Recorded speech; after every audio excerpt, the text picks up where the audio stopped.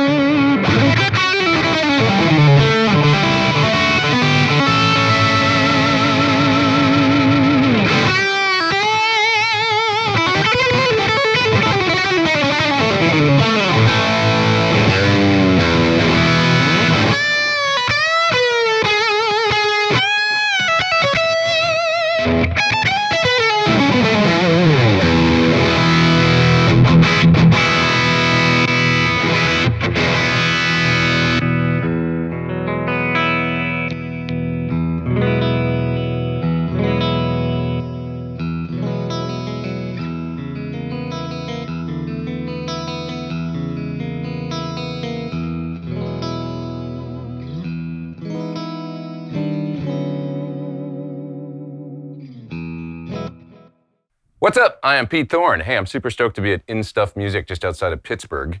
And it's an amazing store, beautiful store, family-run business. I think 50 years or something like that it's been here. 51, man. 51 years it's been here. That's amazing. And I've heard all about it. I've seen videos that they've made. They did a beautiful video, I think, already for my amp. And also going way back, I mean, Reb Beach, who I know is like a local hero and amazing guitar player. And he did a video for my PT100 amplifier here, which I was honored to have him have done that. So that was great. And so I've been watching the videos for a long time. So anyways, happy to be here and making a video for the PT15. You heard me playing through it. And this is a really revolutionary amplifier that we brought out, I guess it was this past NAMM. So it's been out now at this date for about 11 months or so. Started shipping in the summer, and so they're out there now out in the wild. Obviously, they've got one here with the matching 212 cabinet. And what we're trying to do with this amplifier is really push the tube amplifier forward into the future. So it's not something that becomes obsolete or something that is just something that becomes a relic of the past because it's inconvenient to use or that kind of thing. We wanted to make something that was forward-thinking and still has that great tube tone and feel. Because I'm at the core, as much as I love technology and all the new stuff that's come out and stuff, I'm a tube amp freak and snob. I love tube amps. You know, you turn it on and, yep, it smells really good when those tubes heat up. And you can reach out, you know, if you want a little bit more treble. Or a little less treble. And just turn that control without having to page through menus and all that stuff like you do on some digital stuff. So not knocking any of that stuff, but what we're really trying to do is marry the worlds of old school, good old fashioned tube amplifiers with some modern tech. So let's just talk about the amp at the core. It's a 3-channel all tube amp. Channel 1 was really derived starting with the circuit of the Suhr Bella amplifier, a really terrific, wonderful amplifier that they make in both a head and a combo. And it's got a gain control, level control, bass and treble, and a bright switch. It's really straightforward and just a simple, beautiful sounding, clean channel. By the way, just for disclosure here, I'm running an L capstan from Strymon delay, and I've got it running in the loop of the amplifier for just a little bit of ambience, and it sounds actually beautiful in the loop. So. Channel 2 and 3 on the amplifier are over here. By the way, I love the way that John laid out the front. He came up with the idea of this sort of the delineation between the channels with these kind of wavy lines, and I love that because it's real easy to look at. All the gains and masters are in the top row, and then all the tone controls for the channels are in the bottom row. So it's just really straightforward. So channel 2 and 3, you get a gain and master, and then another set of gain and master here, as well as a bright switch on every channel. That's something that not even the PT100 amp has, an individual bright switch on each channel. So what's cool about that, going over to my crunch channel here, if I go to channel 2, I could say have like a bright kind of crunchy sound going on the channel 2, and then if I switch to my lead channel, maybe I wanted a warmer lead tone, I can just flip off the bright on channel 3. So I'll show you what that sounds like.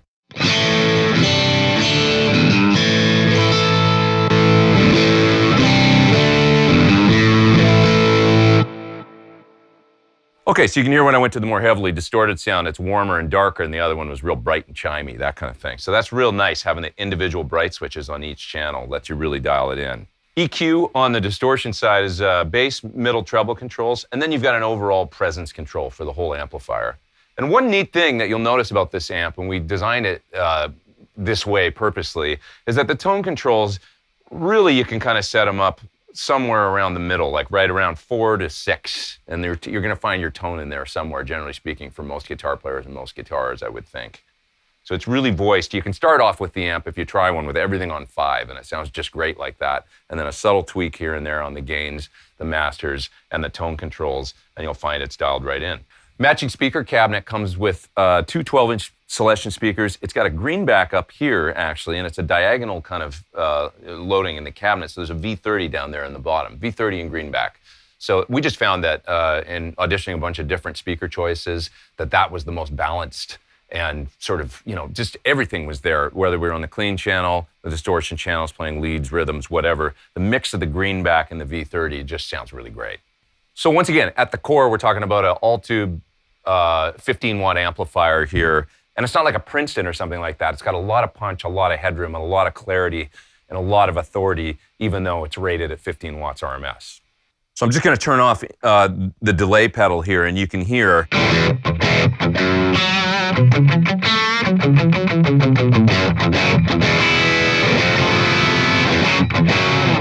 It's just got a real authority to the tone and a real punch, and it's not super saggy on channels 2 and 3 especially. Although if you want to get it to sag out, you can definitely do that by just cranking it, because beyond a certain point, of course, it's just going to sag in the power section. That's maybe best demonstrated on channel 1, which is the clean channel, but it's also got some great crunchy and like semi-overdriven sounds.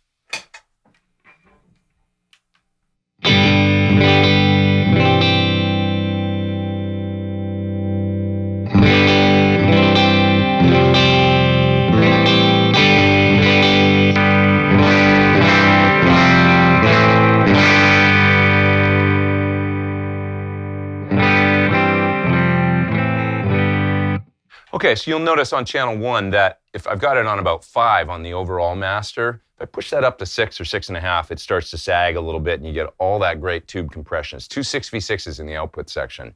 One thing I noticed about 6v6s is that they work all the way across the full range of being clean all the way through to crunching them up pretty good. And they've got this great kind of wah thing they do. You like that? Wah thing that they do when you turn up the amp and it kind of flattens out and starts to distort. At lower volumes, they have that real sparkly kind of American thing going on. And then at higher settings where you're kind of really pushing them, they do that classic thing that when you think of, Tweed Deluxes and things like that. Once again, our amp's got a lot more headroom than that, but it will sag out like that if you push it hard enough.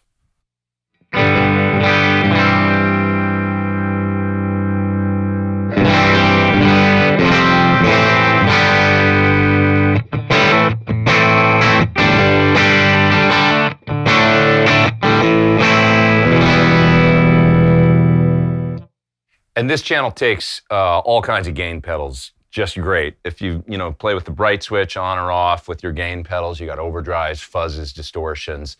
It just eats gain pedals for breakfast. Sounds fantastic with whatever you're using. And that was totally by design. So right now on channel 2, I've got the gain on about 4 on the amp, and then on channel 3, I'm not maxing it out, it's about 230 on the gain control. And you'll hear when I change channels that you get a lovely kind of transition from a good crunchy kind of, 70s meets 80s rock and roll rhythm sound from our favorite British amplifiers. When I go to the lead channel from that, I can get endless kind of sustain and feedback and stuff, and I'm not maxing out the gain, so there's still range on the gain. And these are my Thornbucker pickups as well, which are kind of a PAF, on the lower output side.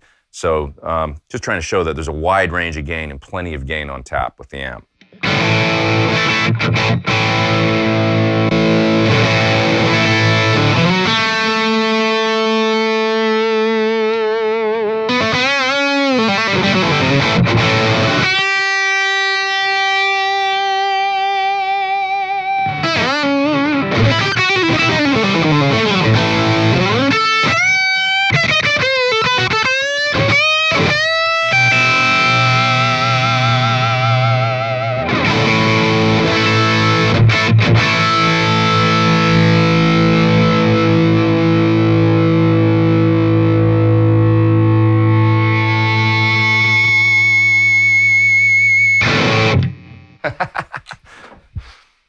Okay, so let's get on now to talking about some of the features that make this amp truly unique and set it apart. Apart from its fantastic tones and kind of overall just badassery, apart from all of that, the things that really make it a unique amplifier and unlike almost anything else that's on the market.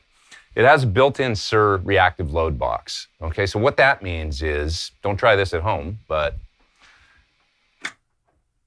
I can pull the speaker cable out of the amplifier. He's scared. Don't be scared. I swear we're going to be okay. Now, I can't hear the signal right now, but what you're hearing is the DI signal coming out of the amplifier right now. We've loaded the amp down to line level because it has a built-in Suhr reactive load. So in other words, the amp still thinks that it's plugged in to a speaker cabinet. Okay, reactive load basically takes the place of the cabinet. Cabinet serves to dissipate the energy coming out of the amplifier as sound usually and serves as the load. But if you don't have a cabinet plugged in, you need some sort of thing to absorb the energy coming out of the amplifier, and that's what the Suhr reactive load does. So it's built right into the amplifier. It's loading the amplifier down to line level now safely, and we're taking line level out. And actually, can we just turn up the monitors back there a little bit? Oh, you did? Oh, okay. No, that's okay. So back there, we got the monitors cooking now, the studio monitors, and what you're hearing is the direct signal coming right out of the amplifier. So what you're saying to yourself, I'm sure, is like, well, how does that sound like a mic'd up speaker cabinet? Well, that's because we've got 16 impulse responses built right into the amplifier. For those that don't yet know what an IR is, it's basically digital speaker simulation. It takes an accurate picture of, say, what a microphone or maybe two microphones look and sound like on a certain speaker in a certain cabinet. You can basically take this, bottle it, and put it in a little file and put it inside the amplifier. And it's incredibly accurate and realistic. So we've partnered with Celestion to include some of their impulse responses that they've made of Suhr cabinets, and we've included them in the amplifier. So you got a wide range of cabs in there, everything from greenbacks to V30s, creamback 75s, V-type speaker in an open back 112 Suhr cabinet, 65 watt speakers in an open back Suhr 212. You got a wide range of cabinets there that you can use. The sound that you're hearing right now is a greenback IR mixed with a vintage 30 IR, and they're blended together. And I actually made that custom blend, and we include it with the amplifier. So if we want to hear some different ones, I'm just going to switch over right now to greenback with kind of much like this, actually, like a ribbon mic and a 57 on a greenback speaker is what you're hearing right now, blended together in a 412 cab.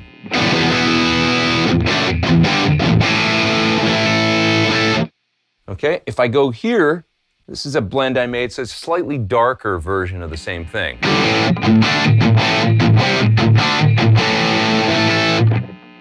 This sound is now just an SM57, and you're gonna notice a little edgier, a little brighter, characteristic of that 57 microphone when you don't blend it with anything else. So that sound's got a lot of edge to it, which is really cool for some stuff, but you might be like, I like that, but I want it a little darker without quite so much edge. This is now Celestion's 57 Dark.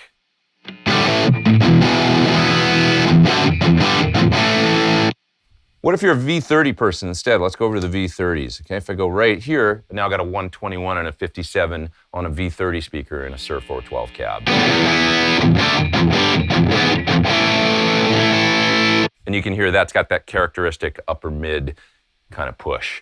Okay, what if you want to have this sound maybe, but let's do a little bit less gain. I'll go to the channel 2 and I'll go to an open back type cabinet. This is an open back Suhr Bella cabinet.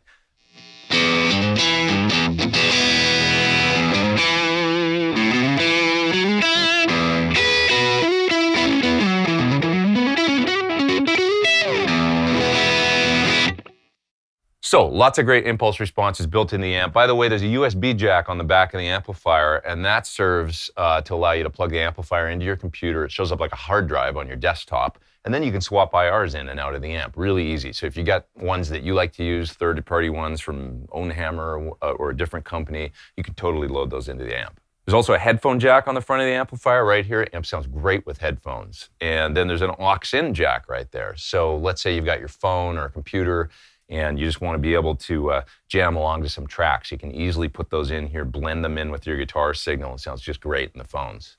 So the really cool thing about this amp is that you can use it anywhere. I mean, you can use it in a traditional fashion with the speaker cabinet and never even touch the IR stuff, or all the way through to using it maybe backstage before a gig or something. You can take the head backstage, silently playing through headphones, getting warmed up and stuff. Take it out on stage then when you're going to play, pop it on the cab if you want. Cab's optional. Or just take the line out right to the PA, or both. You can have the cab and the line out running at the same time, and this eliminates the need, obviously, for microphones, even if you want to use a cab. So we've tried to make the tube amp that you can use in just about every situation that you can possibly think of.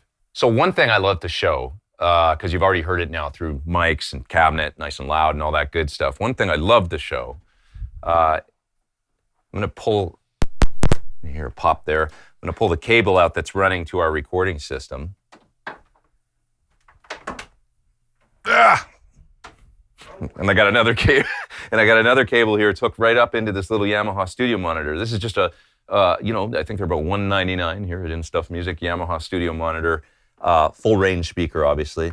And I can plug that right in with a cable right into the line out jack on the back.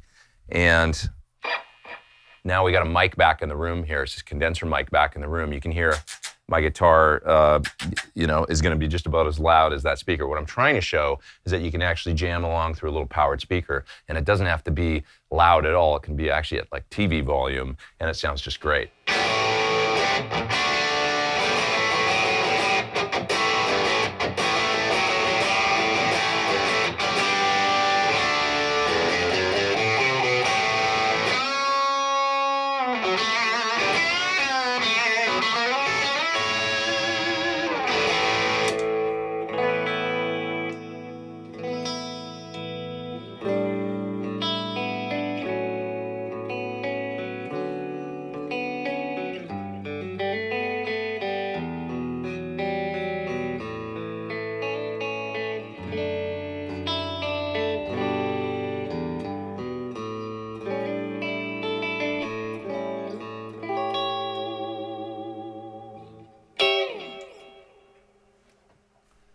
So it's an amp that you can jam at home through studio monitors or a powered speaker. You can jam through the cab, through headphones, through a great big PA, direct out signal, whatever you want. It kind of does it all. One more thing about the amp that's really interesting, actually, is there's two speaker jacks on the back. One's got a red band around it. It's the one on the bottom, actually. And that's kind of the main speaker out jack. So if you're just using one cabinet, if you plug your cab in there, the load in the amplifier then gets disconnected, the reactive load, and you're just the cab serving as load, then you're using it as a traditional tube amp at that point. So the top speaker jack, the one without the band around it, if you plug a cabinet in there, it actually leaves the load connected in parallel. You can kind of think of it as like you've got two speaker cabinets connected, but one's not a speaker cabinet, it's actually a reactive load. And what happens then is, it's kind of like dropping the power of the amplifier, because you're splitting the sound and the power coming out of the amp, one side to the load and the other side to the cabinet. And what happens is you get kind of about a 3 or 4 dB reduction in volume then. So it's like a built-in one-step attenuator. So if you love the tone of the amplifier, but the volume's maybe a little bit excessive and you're playing a gig or something like that or jamming at home, you can just use that second speaker jack. It's just a way to shave a little bit of volume off the amplifier. And if you do that, if you got one, be sure to set the impedance selector on the amp one switch down from what your cab impedance is. So it's an 8 ohm cabinet here, 8 ohm load in the amplifier. If you use that second speaker jack, you're going to switch it to the 4 ohm setting, just as you would if you were using 2 8 ohm cabinets with this amp. So just a little bit about my signature guitar as well while I'm here, why not? This guitar was developed about 5 years ago now, I think, something like that. And it was really born out of kind of the desire to have a guitar where if I had to take one guitar to a gig and get a whole bunch of different tones. I feel like the term jack of all trades is kind of has like a negative connotation to it because this thing really does a lot of things exceptionally well. And that was the goal. And I wanted to make it look like something custom and kind of hot rod, but also familiar for people so that it would fit in a lot of different musical situations. My living has been made mostly as a touring sideman, and 1 minute I'm playing with one artist and the next minute a different artist. So I feel like many times my instruments have to fit in with different styles. So it was a guitar that I wanted to look cool, you know, whether you're playing pop music or rock music or maybe a country gig, whatever it is, it had to fit in different situations, just aesthetically. So the guitar's made out of kind of the woods, actually, of our favorite classic guitar from Kalamazoo. It's got mahogany back, mahogany neck, rosewood fingerboard, maple top with the scrape binding. So you can see that's not actual binding, it's actually just the wood showing through on the top, the maple. It's got the Thorn humbucking pickups in it, which we developed to be a super duper balanced set of PAF style pickups. I've got an old 335, you know, I've listened to a lot of old PAFs and T-tops and those types of pickups, and I just love them. And there was good ones and there was bad ones. We tried to take the best of the good ones and put it in a set that was really, really balanced so that you could go up high, let's say, on the high E string and play, and it'd sing and not be shrill.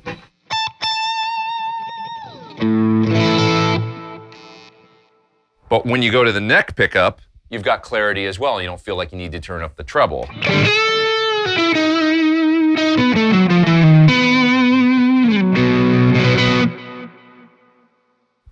So for a neck humbucker, it's got just a ton of clarity, I think. And then in the middle position, to me, it had to have that twangy kind of almost like I think of it as Telly on steroids thing.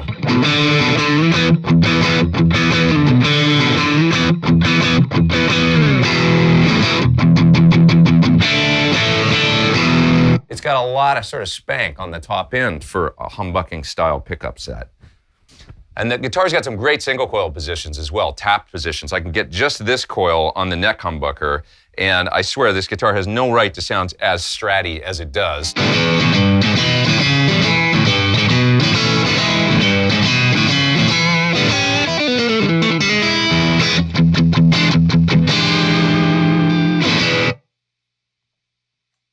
Then if I go to this position right here, some call that position 2, some would call it position 4, depending on where you come from, I don't know.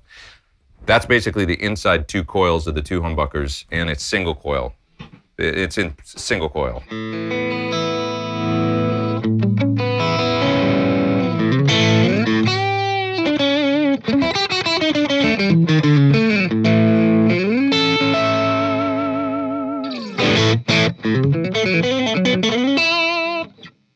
The volume control also has a cap resistor treble bleed circuit, we call it. And you can turn down the volume on the guitar and it'll clean up real nice, but keep your high end real clear.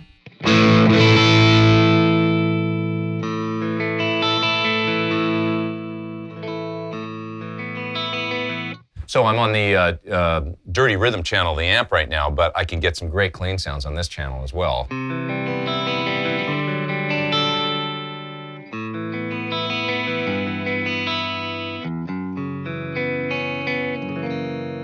And then when I turn up, it's ready to rock.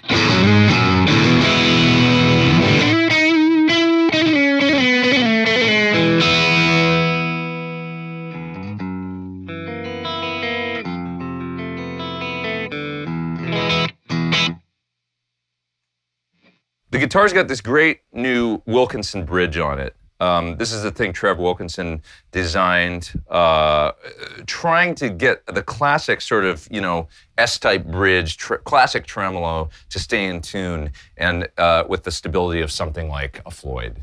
So this guitar's got locking tuners on it, and it's got a real good tusk nut on it, so it's nice and slippery.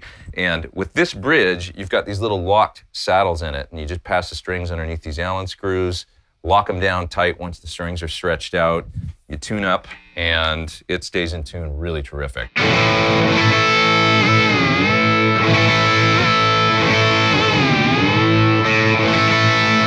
He's essentially got, like I say, like Floyd-like tuning stability, but on a guitar that doesn't have the fine tuners and the bulk of the Floyd and stuff. I grew up playing those things, and I love them actually, and it's a big part of my style.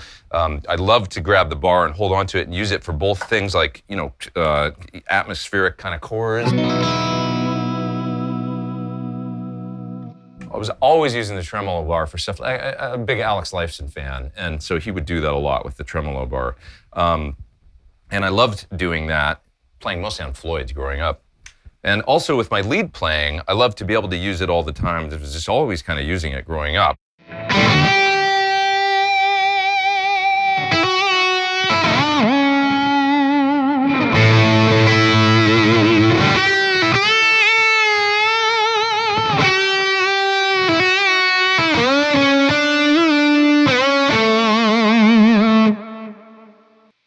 So it's just become like a big part of my lead playing, and it's just a fun thing to have a tremolo now where I feel like I can stay in tune basically almost all night without having to retune the guitar, and I can just use it fearlessly. So the neck is really, a lot of people comment on it. It's a satin black finish that Suhr came up with. It never gets sticky, and it's just like so comfortable to play. And it kind of almost looks like it's carbon fiber or something, but it's not. It's just painted mahogany, and whatever they come up with as far as a finish goes, I don't know how they do it, but it's just the most comfortable thing. Never gets sticky, and it feels like it's got baby powder on it or something, and it doesn't. You can just slide around on there, and it's really cool. So it's just a very, very, very playable guitar. Great big jumbo frets. It's my baby. So once again, it's Pete Thorn. I'm here at In Stuff Music. I got to go get set up for my clinic that's happening in a couple hours here. Super stoked, super excited for that. I can't thank these guys enough for having me out. This is just a terrific store. And there's nothing like a great music shop still, It's great to buy things online and all that and have it shipped to your house, but it pales in comparison to being able to go into a store, sit down, and actually pick up the guitars and play them. And, that camaraderie and kind of like great experience of a great guitar store is something that I grew up with. And we don't want that to ever go away. So support your local guitar dealer like In Stuff Music. And hey, I'm Pete Thorn. Thanks for having me. Over and out.